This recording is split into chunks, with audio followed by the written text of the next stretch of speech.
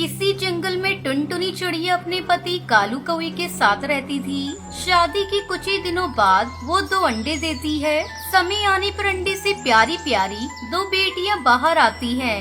ये देखकर टुनटुनी बहुत खुश हो जाती है, लेकिन उसका पति नाराज हो जाता है। क्या टुनटुनी, तुमने एक साथ मेरे ऊपर 2 बेटियों का बोझ डाल दिया। मैंने तो सोचा था एक बेटा हो तो बुढ़ापे का सहारा बनेगा। कालू जी, नाराज क्यों होते हो? अगली बार जरूर बेटा होगा। आप ऐसा ना बोलो, ये सब ऊपर वाले के हाथ में है। तब तक आप लोग कमेंट पे बताएं 2 + 6 कितने होते हैं। समय गुजरने लगता है। कालू अपनी बेटियों को जरा भी प्यार नहीं करता था। कालू अपनी बेटियों से बहुत नफरत करता था। कुछ दिनों बाद टुनटुनी फिर से माँ बनने वाली होती है। टुनटुनी को अपने आने वाले बच्चे की चिंता सता रही थी। उसी चिंता में वो अपना और अपनी दोनों बेटियों को ख्याल ठीक से नहीं रख पा रही थी।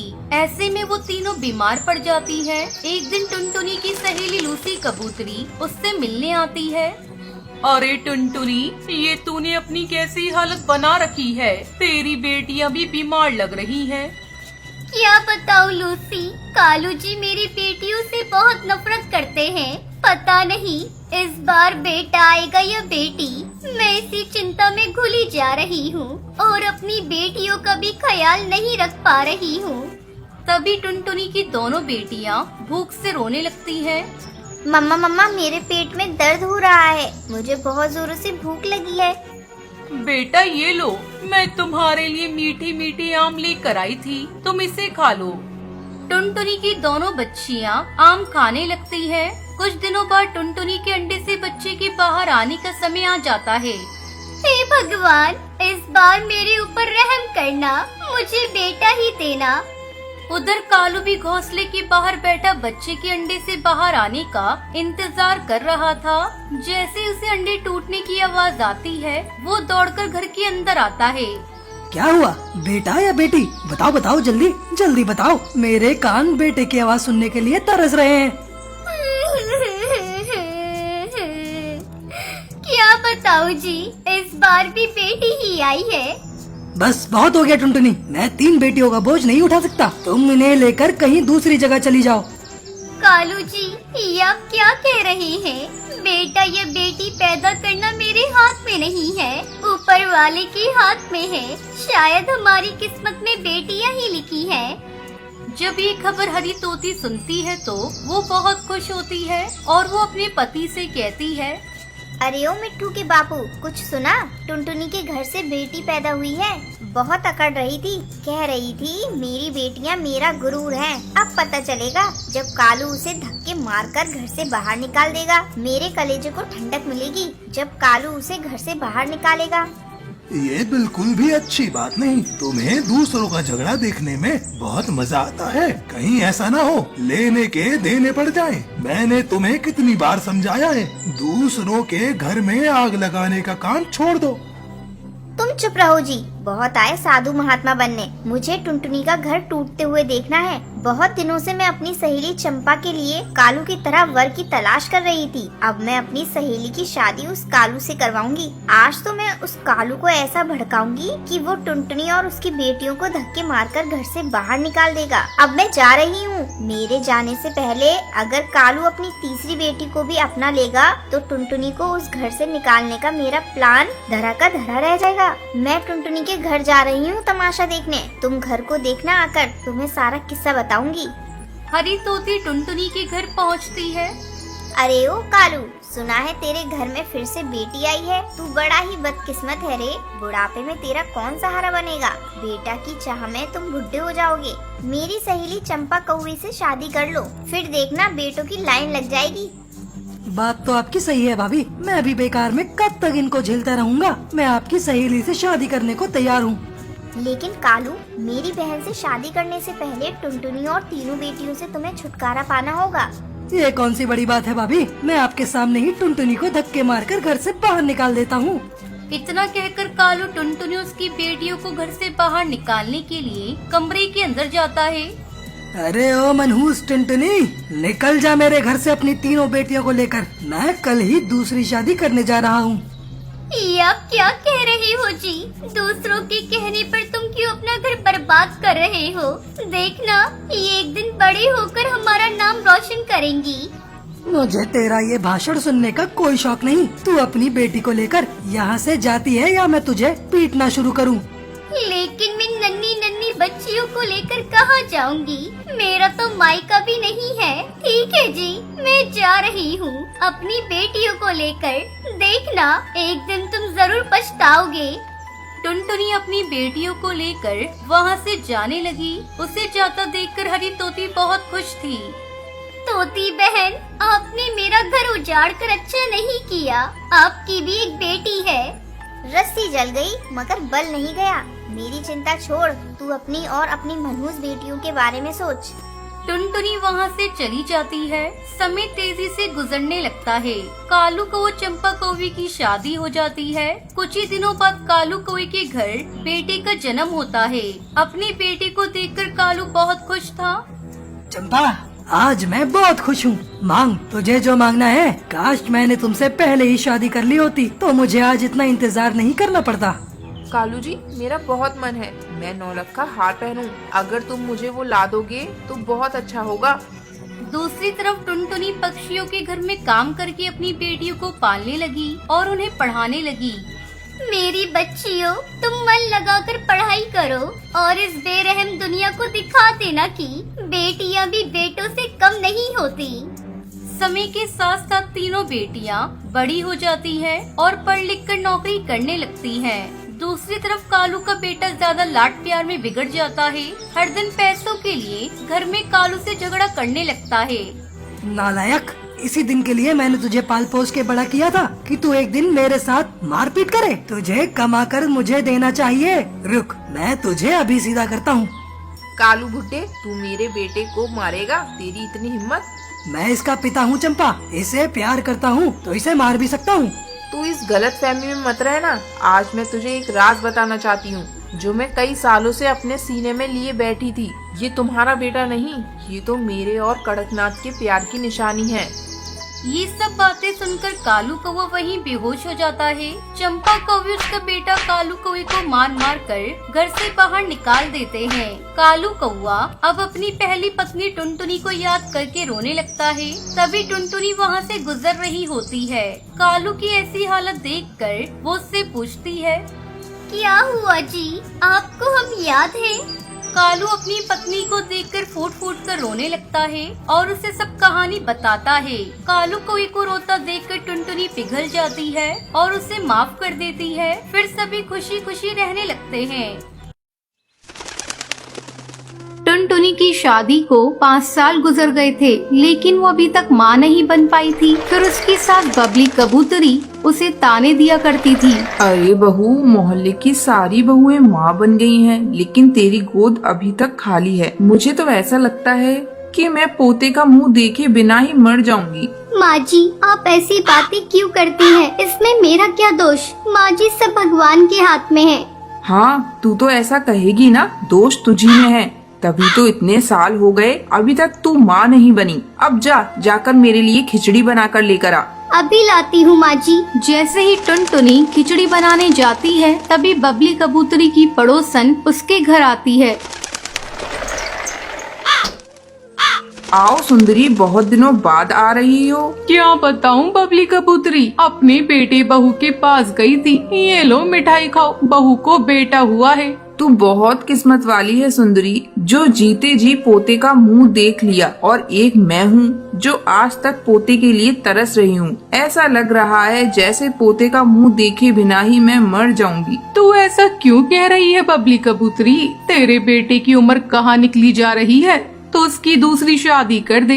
मेरे देवर की एक लड़की है, तू कहे तो मैं उनसे बात चलाऊं। हाँ सुंदरी, लगता है मुझे ऐसा ही करना पड़ेगा। तभी टुनटुनी वहाँ पर खिचड़ी लेकर आती है और दोनों की सारी बातें सुन लेती है। वो कमरे में जाकर रोने लगती है।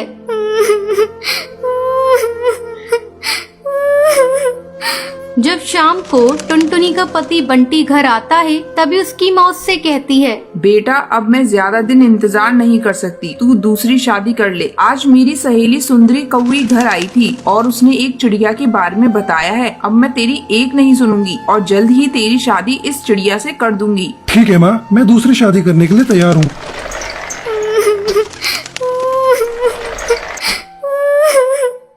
आप ये क्या कह रहे हैं जी? मैं कहाँ जाऊंगी? मेरे जीते जी आप दूसरी शादी कैसे कर सकते हैं? देखो टुनटुनी, मैंने बहुत इंतजार कर लिया। तुम्हारी कोक अभी तक सोनी है, इसलिए अब माँ जैसा कहेंगी वैसा ही होगा। तुम अगर इस घर में रहना चाहती हो तो रहो, नहीं तो यहाँ से जा सकती हो। हाँ, मैं अपनी सौतन के साथ नहीं रह सकती। मैं जा रही हूँ, मैं किसी भी तरह जी लूंगी। इतना कहकर टुनटुनी घर छोड़कर चली जाती है और अपना पेट पालने के लिए पक्षियों के घरों में झाड़ू पोंछा करने लगती है। अचानक टुनटुनी को उल्टी होने लगती है। तभी उसकी मालकिन उससे कहती है, टुनटुनी तुझे क्या हो गया है? तुझे उल्टियाँ क्यों हो रही हैं? रुक, मैं अभी डॉक्टर को बुलाकर तेरा चेकअप कराती हूँ। डॉक्टर टुनटुनी का चेकअप करके बताती है, मैडम, ये 2 महीने पेट से हैं और इसलिए इन्हें उल्टियाँ हो रही हैं। मैं कुछ दवाइयाँ लिख कर दे रही हूँ, इन्हें समय समय पर देते रहिएगा। डॉक्टर के जाने के बाद टुनटुनी फूट फूट कर रोने लगती है।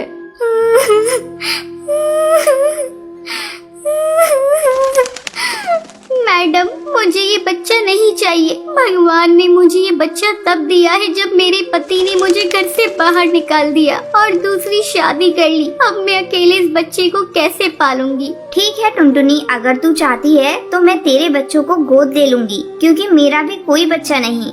हाँ मैडम जी, यही मेरे बच्चे के लिए ठीक रहेगा। समय आने पर टुनटुनी एक सुंदर सी बच्ची को जन्म देती है। उसे अपनी मालकिन को गोद देते हुए कहती है, मैडम जी ये लीजिए मेरी बच्ची को, इसे मैं आज से आपको सौंपती हूँ और आगे की जिंदगी अब मैं किसी आश्रम में जाकर गुजारूंगी। इतना कहकर टुनटुनी अपनी बच्ची को मालकिन को गोद में देकर वहाँ से चली जाती है और एक आश्रम में अपनी बाकी की जिंदगी बिताने लगती है। कहानी सुंदरवन नाम के जंगल की है, जहाँ पर एक टूनी नाम की चिड़िया अपने पति टुन्नू चिड़ा के साथ रहा करती थी। उनकी एक बहुत प्यारी सी बेटी थी, उसका नाम टुनटुनी चिड़िया था। एक दिन टूनी चिड़िया की सौतेली बहन सुंदरी कौवी टूनी से मिलने के लिए आती है। कैसी हो टूनी दीदी, कितने साल बाद तुमको देखा है। तुम तो जैसे मुझे भूल ही गई हो। अरे नहीं नहीं, तुझे कैसे भूल सकती हूँ। बेशक तू सौतेली बहन है, लेकिन मैंने तुझे हमेशा अपनी सगी बहन से भी ज्यादा प्यार किया है। मुझे पता है दीदी कि आप मुझसे सगी बहन जैसा प्यार करती हो, तभी तो आज मुसीबत पड़ने पर मैं उड़ती उड़ती आपके घर चली आई। मुसीबत? कैसी छोटी, पूरी बात बता, मेरा तो दिल बैठा जा रहा है। क्या बताऊं दीदी, मुझ पर तो बहुत बड़ी मुसीबत आ गई है। मेरा जो घोंसला था उसके ऊपर एक कौवे ने कब्जा कर लिया है। अब मेरे पास रहने के लिए कोई घर नहीं है और बारिश का मौसम भी आने वाला है, इसलिए मैं सर छुपाने के लिए आपके घोंसले में चली आई। देख छोटी, तुझे परेशान होने की बिल्कुल भी जरूरत नहीं है। अब से तू इस घर को ही अपना घर समझ, तू यहाँ पर बिल्कुल आराम से रह सकती है। टूनी चिड़िया स्वभाव से बहुत ही सीधी सादी थी, इसलिए वो सुंदरी के झूठे आंसू और उसकी चालाकी को समझ नहीं पाती है। कुछ ही दिनों के बाद, टुन्नू जी, मैं देख रही हूँ कि आजकल आपका बाहर काम में मन नहीं लगता है। आप बस घर पर रुकने के बहाने ढूंढा करते हैं। अगर ऐसे ही चलता रहा तो घर का खर्च कैसे चलेगा? हमारी बेटी की स्कूल फीस और बाकी के खर्चों का क्या होगा? देखो टुनटुनी, मुझे सिखाने की जरूरत नहीं है। अरे मुझसे जितना हो सकता है मैं कर ही रहा हूँ। क्या बात है, आजकल आप बहुत उखड़े उखड़े रहते हो। कोई भी बात हो तो उल्टा जवाब देते हो। अगर कोई बात है तो आप मुझसे साफ साफ कहिए। अब तो ये लड़ाई उनकी रोज जैसी हो गई थी। टुन्नू और टूनी चिड़िया के रिश्ते में दरार सी आने लगी थी। ना जाने क्यों टुन्नू अब टूनी चिड़िया से उखड़ा सा रहता था। एक दिन टूनी चिड़िया नदी से पानी भरकर ला रही होती है, तभी उसे पेड़ के पीछे से टुन्नू के हंसने की आवाजें सुनाई पड़ती है। ये तो टुन्नू जी की आवाज है, लेकिन वो तो सुबह सुबह बोल कर गए थे कि आज कुछ काम है, जंगल के बाहर जाना है, तो लौटने में देरी हो जाएगी। आखिर माजरा क्या है, देखना ही पड़ेगा। ऐसा सोचकर टूनी चिड़िया पेड़ के पास पहुंच जाती है। वहाँ पर टुन्नू चिड़ा उसकी सौतेली बहन सुंदरी के साथ हंस रहा था। अरे टुन्नू जी और सुंदरी, आप दोनों यहाँ क्या कर रहे हो? सुंदरी, तुम तो सुबह से तबीयत खराब होने का बहाना बनाए बैठी थी, और आपको तो आज जंगल से बाहर काम से जाना था ना। ये सब चल क्या रहा है? अच्छा हुआ जो तुमने खुद अपनी आंखों से देख लिया। जो तुम्हें दिख रहा है वही सच है। अब मैं तुमसे नहीं सुंदरी से प्यार करता हूँ, और बहुत जल्द हम दोनों शादी करने वाले हैं। तुम जितना जल्दी हो सके ये घर छोड़कर जा सकती हो। ये आप क्या कह रहे हैं? कम से कम अपनी बेटी का तो सोचिए। सुंदरी, तू तो मेरी बहन है। मैंने बहन समझकर तुझ पर एहसान किया, और तू मेरा ही घर तोड़ने पर लगी है। अरे शर्म नहीं आई तुझको? अरे जाओ, मेरे मुंह लगने की कोई जरूरत नहीं। पहले अपना पति संभालो, फिर मुझे ज्ञान देना। तुम्हारी जैसी बदसूरत चिड़िया के साथ टुन्नू जी ने पता नहीं कैसे इतने साल बिता लिए। बेचारी टूनी चिड़िया के पैरों के नीचे से तो जैसे जमीन ही निकल जाती है। वो रोते रोते अपने घर आती है। बेटी टुनटुनी, अब तुम्हें और मुझे ये घर छोड़कर यहाँ से जाना होगा। तुम्हारे पापा और सुंदरी मौसी शादी कर रहे हैं। ये कैसी बातें कर रही हो माँ? ऐसा कैसे हो सकता है? क्या पापा हमें इस घर से निकाल रहे हैं? लेकिन वो तो मुझसे बहुत प्यार करते हैं। वो तो मेरे बिना रह भी नहीं सकते। अब तुम्हारे पापा पहले जैसे नहीं रहे बेटा। अब उन्हें सुंदरी के आगे अपनी बेटी और परिवार कुछ भी नजर नहीं आ रहा है। देख टूनी, जल्दी से जल्दी अपना और अपनी बेटी का सामान लेकर इस घर से बाहर निकल जा। अब मैं तुम दोनों को इस घर में एक मिनट भी बर्दाश्त नहीं कर सकती। सुंदरी की बात सुनकर टूनी चिड़िया अपनी बेटी टुनटुनी को वहाँ से लेकर निकल जाती है। रास्ते में माँ, मुझे ऐसा लगता है कि हमें घोंसला छोड़कर नहीं आना चाहिए था। मेरे पास एक योजना है। फिर टुनटुनी चिड़िया अपनी माँ को पूरी योजना समझाती है और वापस अपने पिता के पास लौट जाती है और टुन्नू चिड़ा से कहती है, यहाँ से जाते हुए रास्ते में एक दुर्घटना में माँ की मौत हो गई। अब मैं कहाँ जाऊँगी पापा? मुझे अपने पास ही रख लीजिए। अरे ये टुनटुनी कहाँ से आ टपकी? अब मैं कैसे इस टुन्नू से ये घर अपने नाम करवाऊंगी? टुन्नू को अपनी बेटी पर तरस आ जाता है और वो उसे अपने पास रख लेता है। अगर मैं इसकी बेटी के साथ अच्छा व्यवहार करूं, तो हो सकता है ये मेरे झांसे में आ जाए और ये मकान जल्दी ही मेरे नाम कर दे। हाँ बेटा, तू तो मेरी बेटी जैसी है, तू आराम से यहाँ रह सकती है। जल्दी मैं तेरा एक बड़े से स्कूल में दाखिला करा दूंगी। मैं तेरी उस कंजूस माँ की तरह नहीं हूँ। 2-4 दिन के बाद ही सुंदरी कुछ कागज लाकर टुन्नू चिड़ा को दिखाती है। सुनिए, मैं टुनटुनी का दाखिला शहर के बड़े स्कूल में करा रही हूँ। आप बस इन कागजों पर दस्तखत कर दीजिए, बाकी मैं देख लूंगी। टुन्नू चिड़ा झटपट कागजों पर दस्तखत कर देता है। अगले दिन सवेरे ही सुंदरी सारा सामान समेट कर भाग रही होती है। तभी सामने से टूनी चिड़िया और टुनटुनी चिड़िया उसे पकड़ लेती है। जल्दी बाहर आ जाइए टुन्नू जी। ये देखिए सुंदरी आपका घर छोड़कर भाग रही है, और ये बैग में क्या छुपा रही है, दिखाओ। शोर सुनकर हैरान होकर टुन्नू चिड़ा बाहर निकल आता है। ये देखो, इसने धोखे से हमारा ये घर अपने नाम करवा लिया है, और अब ये आपका मकान और घर का सारा सामान समेटकर यहाँ से भाग रही है। ये क्या कर रही हो सुंदरी? अरे मैंने तो तुम्हें क्या समझा और तुम क्या निकली? और टूनी, तुम जिंदा हो? अरे मुझे लगा था कि तुम मर गई हो। इस धोखेबाज सुंदरी के चक्कर में मैंने तुम्हारा कितना अपमान किया। हो सके तो मुझे माफ कर दो। मैं जानती थी ये सारा जाल इस धोखेबाज सुंदरी का ही फैलाया हुआ है, इसलिए मैंने और टुनटुनी ने मिलकर ही ये सब योजना बनाई थी, ताकि हम इसे रंगे हाथ पकड़ सकें। फिर टूनी चिड़िया अपने पति टुन्नू चिड़ा को माफ कर देती है और वो सब साथ में खुशी खुशी रहने लगते हैं।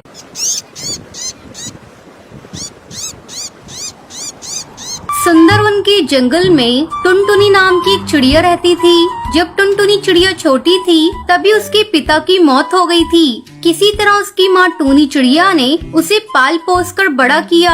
एक दिन जब टूनी चिड़िया भोजन की तलाश में जा रही थी, अचानक एक बाज ने उस पर हमला कर दिया। इस हमले में उसकी मौत हो जाती है। अपनी माँ की मरने की खबर सुनकर टुनटुनी चिड़िया फूट फूट कर रोने लगती है।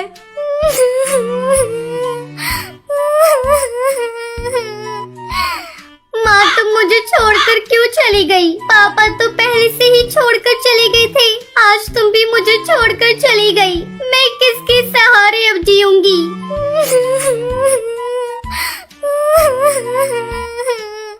टुनटुनी के रोने की आवाज सुनकर हरी काकी वहाँ आती है। अरे क्या हुआ टुनटुनी चिड़िया, तू क्यों रो रही है? क्या बताऊं काकी, एक बाज ने मेरी मम्मी को मार दिया। तू रो मत टुनटुनी चिड़िया, मुझसे जो बन पड़ेगा मैं तेरी मदद करूँगी। तभी बबली कबूतरी वहाँ आ जाती है। अरे टुनटुनी चिड़िया, ये सब कैसे हो गया बेटा? तेरी माँ दिल की बहुत अच्छी थी, भगवान उसकी आत्मा को शांति दे। तू चिंता मत करना, हम सब पक्षी तुम्हारे साथ हैं। बबली कबूतरी टुनटुनी चिड़िया को समझाकर वहाँ से चली जाती है। इस तरह दिन गुजरने लगते हैं। पड़ोसी पक्षी जो कुछ भी लाकर टुनटुनी चिड़िया को दे देते थे, टुनटुनी चिड़िया उसी को खाकर अपना पेट भरती थी। धीरे धीरे पड़ोसी पक्षियों ने खाना देना बंद कर दिया। एक दिन टुनटुनी चिड़िया भूख से बेहाल थी। क्या करूं? कुछ समझ में नहीं आ रहा है। भूख भी बहुत जोरों से लग रही है। 2 दिनों से हरी काकी ने भी मुझे खाने को कुछ भी नहीं दिया। घर में भी खाने को कुछ भी नहीं है। लगता है अब मुझे खुद अपने खाने का इंतजाम करना होगा। ऐसा सोचकर टुनटुनी चिड़िया घोंसले से बाहर निकलती है और भोजन की तलाश में जाने लगती है। रास्ते में उसे एक भोजन की दुकान दिखाई देती है। वो तुरंत उस दुकान पर जाती है। बंटी भैया, मुझे बहुत जोरों से भूख लगी है, कुछ खाने को दे दो। चल निकाल पैसे, मैं तुझे खाने को देता हूँ।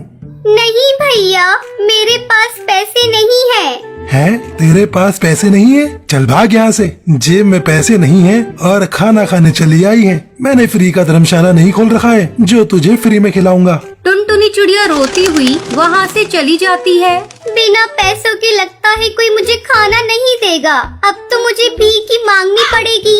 ऐसा सोचकर टुनटुनी चिड़िया भीख मांगने लगती है। भगवान के नाम पर मुझे कुछ भीख दे दो, मुझे बहुत जोरों से भूख लगी है।